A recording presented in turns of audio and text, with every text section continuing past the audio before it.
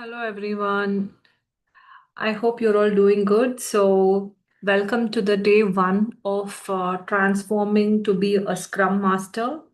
And let us try to start this journey by understanding the basics of the software development because being a scrum master you could be in any industry like a finance industry, marketing, software, technology, any industry it may be. But when it comes to projects like the software development, program development, or any kind of development projects, so basically or mostly it will be the software development. And for the technical or the non-technical people for that matter, we need to brush up the basics of understanding the software development life cycle and how the project progresses or what kind of activities we need to consider in the initial phases of the project. So let me share my screen.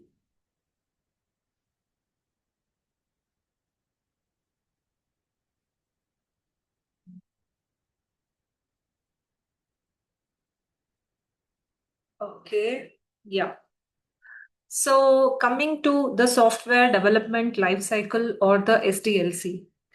So it's a step-by-step approach from the beginning of deciding what we need to develop until the development is complete and we are in the maintenance phase. So this has multiple steps under the SDLC, that is the plan, requirements, design, build or develop, test, deploy, and maintain. So it's like a 7-step approach of how we develop a software. Starting with the plan phase, it's like we decide what do we want, or rather what our clients want. Suppose, for example, like if our client wants us to develop a website for them. So, on a basic example, the plan is that we need to develop a website for our clients. And the next step, which we go forward in the SDLC, is the requirements gathering. We need to understand the list of features we need in that particular software or that particular website. So, as you all know, if we go ahead and see a website, initially we will have something like a login page. In case if you are considering you need to have a members login for that particular website, then we'll have a login page. Or if it is a generalized website, the requirement of a login page is not needed. We will just use a link which we can provide to the users, through which they are directly directed to the website. And if it is a shopping website, the requirements will continue further, like they're able to add the products into the cart by just selecting that, buy this or add to cart option. And once all of the products are added, they go to the final checkout page. So transferring from the added page to the checkout page. And in the checkout should be completely succeeded by choosing the options like pay on delivery, or if they're making some online payments, if they have to sync the online gateways into that particular website. And once the checkout is completed, the order is placed and the order details are sent to the website owner. So these are the kind of requirements which are to be developed phase wise. And next comes the design. So design is like we create a blueprint on how it looks and works. So in the design, there are multiple things covered. Okay, if we are considering a website, what is this website used for? And what are the client's expectations and requirements? Even if we would see something like, how an house is built, the client will have a specific mindset or the kind of imagination in their mind that, okay, my house should look like this. Similarly, for the website, okay, my website should look like this. If it's like an online website for shopping, and if it is for selling some fancy products, then, and if it is majorly for girls, then the design, the client would specify something like we want it in pink, or some kind of floral shades which is more attractive to the female buyers of this particular website. And also they will have some requirements like, okay, once they come into this website, and they should see some kind of images which actually capture their mind and give them the eye flashy kind of situation. It's not like about the products. The product photography and all this will be done separately and added by the website owner or whoever it is assigned to. But in the website itself, if there are some logos which they want to publish it in a very attractive way, and there are some other images which they want to display, that okay, it is the aesthetics of the website.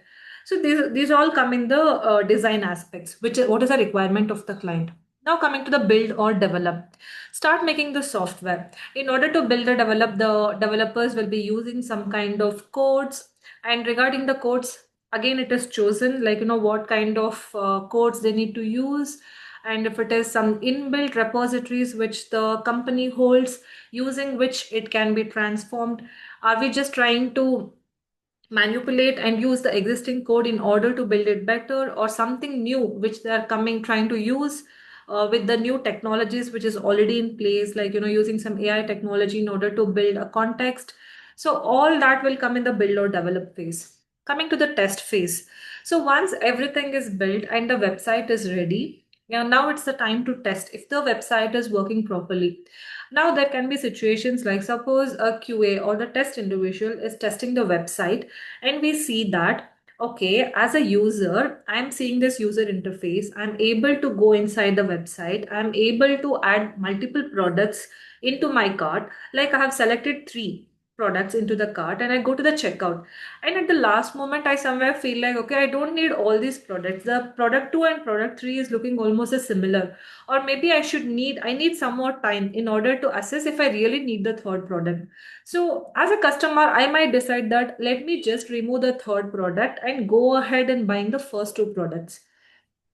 And if the delete function on the third product is not working, or if there is no delete function which is attached to that third product, then this is a kind of a bug wherein a user has selected 3 items and they is not able to empty one of the item and go ahead and check out with the 2 products. So the tester, after testing it, will throw it as a bug. Okay, this function is not working at this point of time.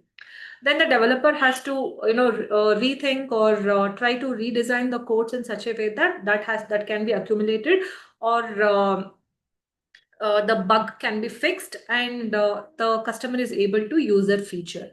Deploy. Once everything is done, we need to, fully functional software is handed over to the client, whoever have requested the building of this software product. And the maintain is like, if there are any issues, or sometimes if we are getting some additional features which can be added to that particular website or the product. And it's like a continuous ongoing collaboration between us and the clients, whoever have assigned us a task, in order to maintain this website and try to add in the features going forward if there is any upgrades or if there is any issues. So these kind of maintenance tasks are handled during the maintain. So this is basically the software development lifecycle in a basic sense. Now coming to the STLC. So that was basic purely for the software development lifecycle. Now STLC stands for software testing lifecycle. So these 6 kind of whatever approach we have, this is mainly for the testing aspect. And here we have requirement analysis, test planning, test case development, test environment setup, test execution, and test closure. Similar to what developers have done in the SDLC, the testing individuals or the QA individuals also have some aspects to cover with the software testing lifecycle. Both of these teams are very important for the entire building of the software and trying to maintain it, or try to use it as a product which can be given out from the company to their clients. So in the software testing lifecycle, again, there is requirement analysis.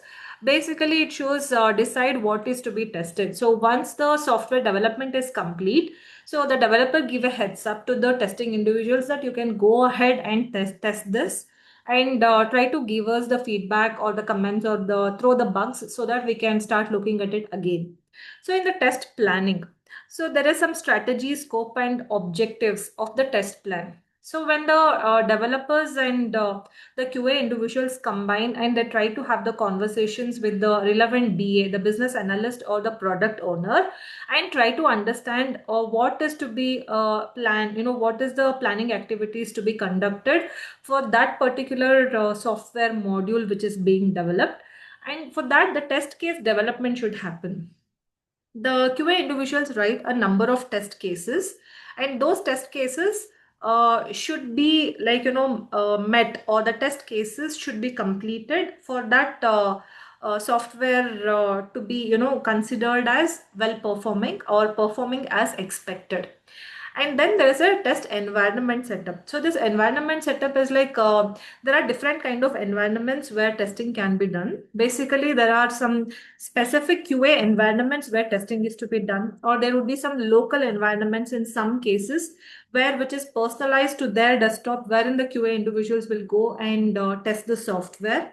And the test execution, it's like the test cases which is already written should be executed. Okay, so this is the test case I've written, so I need to go ahead and test the software with the cases whichever I have written.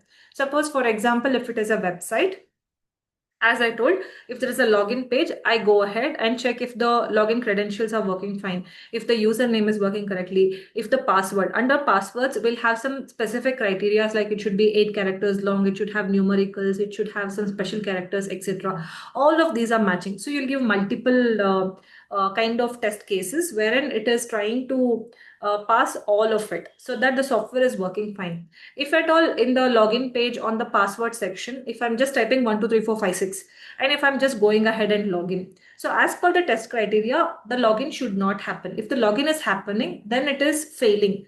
The software is not working as expected and it is a bug, and the testing individual will go ahead and report that bug, saying that it is not working as expected. And the test closure, if at all, if all the test cases which is written and all of the features of the software is working as expected and perfectly, the QA individual is going to just close the story for which they have tested, and they provide some comments if necessary, that okay, this is working as expected. So here it is like analyzing the test results and having the documentation ready. So the document as to what they have tested and how it is meeting the expectations and how the software is testing. If there is any specific comments which is to be addressed, they go ahead and add it in the documentation, which the developers and the team or we as a project individuals should know somewhere in the future. Now coming to an project example, if we are considering the example of a project, we consider an online appointment booking system. So this online appointment booking system, suppose we assume that our client is a dental doctor who is very famous, they are owning their own clinic, and they're trying to create an app such that they can provide the online appointment booking system for their patients or anybody who is trying to approach them for the first time. Now, you all know that it's like an era of the internet, and people mostly do their works online. Only for the specific things where physical appearance is needed, they just go ahead and take the treatment. But before to that and after to that, all the communication, everything, they just want it online because they want to save time. And this has become like more fancy rather than calling fancy. It's like the need of the hour today. So this is one of the famous kind of example or the requirement in the day-to-day business. So online appointment booking system. So if we would consider what all things happen in this project, the similar to the SDLC and STLC, we have requirement gathering, we have the design, we have the development of the app, we have the testing of the app and maintenance of the app. So here SDLC and STLC is combined in order to build this project. So what happens in requirement gathering? So what are the features which are to be delivered and who is using it? What is the core problem to solve? Okay, so what are the features which we need in this app will be specified by our client who is owning that particular app. And who is this software for? This is mainly for the patients in order to book the appointments. And what is the core problem we are trying to solve here? So we have a business that is a dental clinic, and we have the prospective clients, that is the patients. So we are trying to build a software which will connect the patient and the clinic or the doctor, and trying to get them into the flexibility of choosing their time of appointment. They need not have to call anyone, just go to the app, try seeing if the doctor is available, they can book the appointment, and they're able to make the fees payment online. They need not have to carry the physical cash.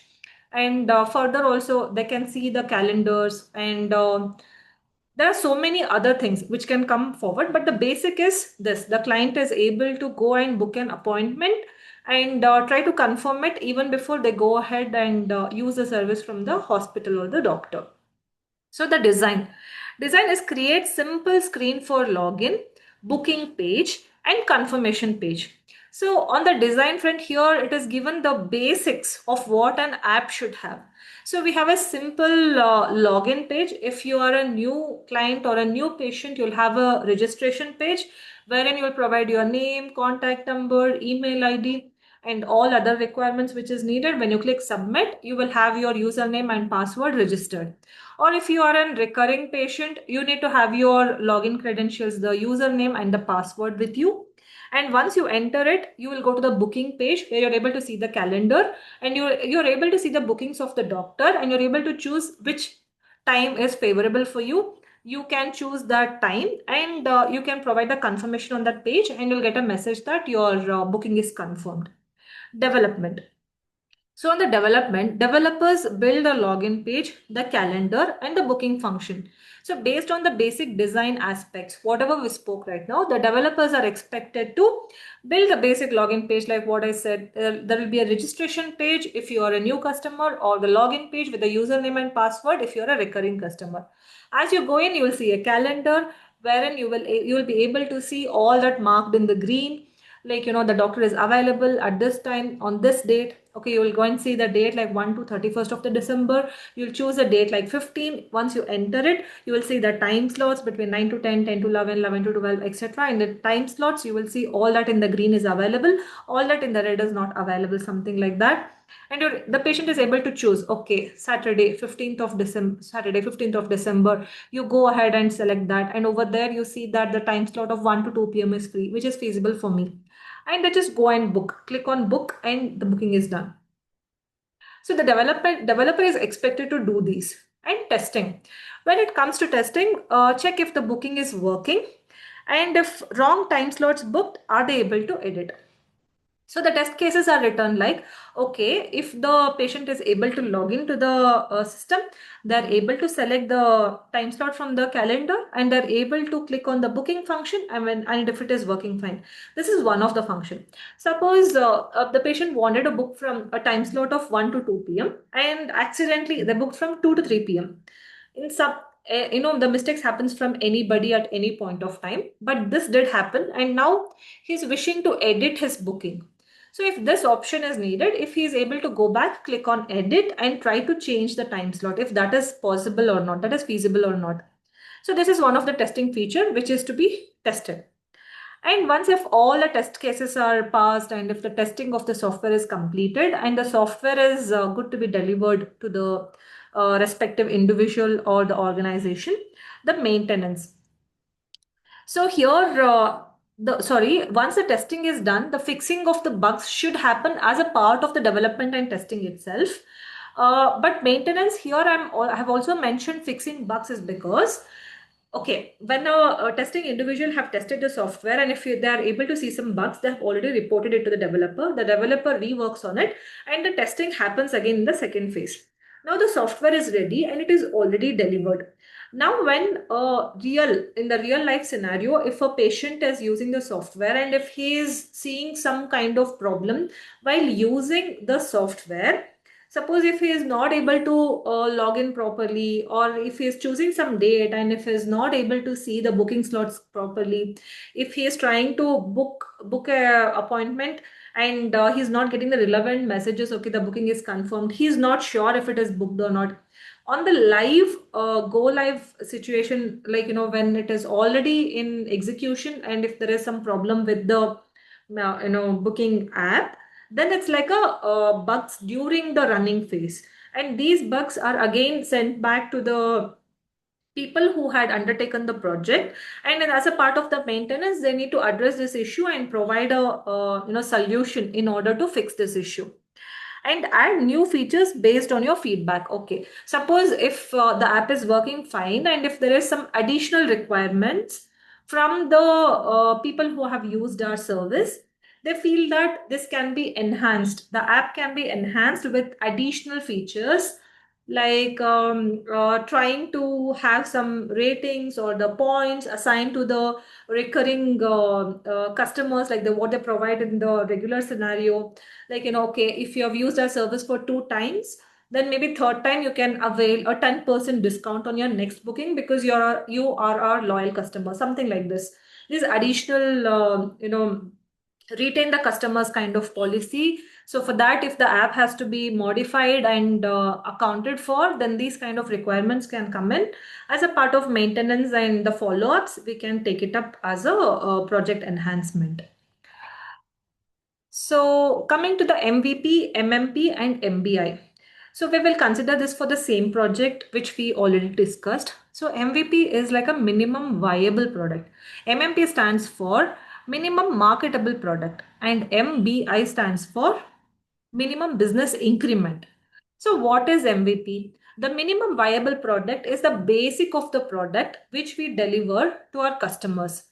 Okay, here when we consider the online booking app for a doctor or for a clinic, so the MVP would be like a user registration and login. Log user registration and the user login. So what does that mean? Like, as I told before, like, if a user is new, they need to have a registration page, or if they are a recurring customer, they'll have their login credentials like the username and password. Once they enter into the website, they'll see the available slots from the calendar, they'll book an appointment, they'll receive the confirmation, SMS or the email or both, however it is developed, and the cancel or rescheduling of the appointment. Suppose if they're not able to make for the appointment, they either cancel it or reschedule the appointment. So all of the five kind of activities which I've mentioned under the MVP is like the basic any software should provide as a part of the the software which we have built. So this is the MVP for the online booking system or the appointment booking system. So once MVP is completed, what is the minimum marketable product? So minimum marketable product or the MMP is nothing but which we can actually provide it to the client and they can use it live. They are able to give it to their customers, as this is the we are able to market this product. In MVP we just had the basic overview or basic features which a product should have, and MMP is such that we are able to market that product. Like any clinic which is approaching us for an appointment system, we are able to just give it right away to them. With this MVP is already ready, we have the basic features, we will modify a little bit here and there as per the client requirements, and we are able to provide the MMP. So what does this minimum marketable product has? It has all the MVP features because these are the basics on the MVP which we have already discussed. Then we have multiple payment options. Like, okay, if a customer is already selected the time slot and they've booked the appointment and they're able to go to the payment options, they should be able to choose if they want to, provide the cash at the time of the appointment service, or mostly it will be like online payments for the appointment systems, because they're giving a dedicated time for the patient, such that they're blocking it for them and no others can actually come and go ahead and book that slot. So if the person has already booked it without making the payment, and if that person does not turn up, it's a loss for the organization. So what they do is they take the payments in advance, so that once they have committed, they can go ahead and use the service. In case if they want to cancel this appointment, maybe that will remain in their wallet, and then they can use it in the future use, or they can reschedule their appointment because they have that option of checking for the further appointments and rescheduling it. So at the payment gateway, when they are finally checking out, making the appointment, they have this UPI or the cards or the wallets, the multiple kind of payment options are provided. And they'll get providing some auto reminder notifications. People often forget about their appointments in their busy schedule. So sending them like, WhatsApp messages or SMS or email reminders that your appointment is due and you need to come to the hospital at this time. The calendar sync, like, okay, everybody uses a Google Calendar these days over their phones, or if they're working on the system, their laptops. So if you're able to provide them a feature wherein their appointment is synced with the Google Calendar, they can reschedule or arrange or try to adjust their other meetings and appointments accordingly. And after that, we have a mobile friendly UI basic app experience. Like, okay, usually the apps are used in the mobile and not on the laptops more. And people often book their appointments through the mobile. So it should be a very friendly app when they're trying to use a mobile as a person, like if you are thinking yourself as a patient, you are standing in their shoes and trying to use the app, you need to have that kind of features which are like very prominent and which is very easy to use, very convenient to book, no hassle free. During the payments, there is no blockages. During making the appointments, there is no confusions. It should be appearing very clean and neat. And customers profile section, like past appointments, saved preferences. Suppose if a patient is coming back again, they should be able to see their past appointments. When did they go to the doctor first? Okay, if the doctor has said for to come after 30 days, then the patient should have their history in that app, wherein they go ahead and see, okay, I have availed the service on the 15th. 30 days from now, I need the second appointment. So maybe I'll take it on the 15th of January, the next appointment. And also the saved preferences. If I'm going to a hospital through the app, and if I have a preferred doctor, okay, my dentist is Dr. Neha, and I want Neha only to be my follow-up doctor, and I'm not ready to go to any other doctor in the hospital. So I go ahead and check with the preferences of what I've used before and whom I want to approach again. Like, it's like this is a strategy which is often being used in order to make the customers loyal and come back to the same doctors, and building the bond, not just as a service or not just as a business. And MBI. Now coming to the MBI, it's like minimum business increment. So you have an MVP ready and you have a minimum marketable product ready. So your product is already deployed and everything is good. Now there is always a scope of improvement in anything, any project it may be. There is always a scope of improvement. So MBI is like the increment or the feel good factor or something which is something great, which is coming up as a part of this project. So MBI one, like, customer feedback and ratings. So this is for business quality improvement. So once a customer has taken the service, you can request the customer to provide the feedback or the rating so that we know where the app is to be improved, or what is to be improved, what additional feature they want to have, or what is the problems they are facing. Based on that, we can take the business increment. MBI2, loyalty or membership system.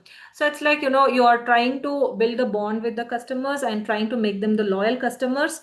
But you're trying to retain them by providing them the loyalty points. If you come and visit the hospital for these many times, or you try to book the appointments for 3 to 5 slots, if it is some regular physiotherapy sessions or something, or regular dentist okay, because I was talking about the dentistry, it's more like if you're having a mouth cleaning session or the teeth cleaning sessions, if you're booking it for 5 times, you'll get a 20% discount once for all, something like that. So those are like the loyalty kind of programs, or because they are the repeating customers, or if they have been continuously visiting, you are providing them with the additional discounts which can be availed for the next service.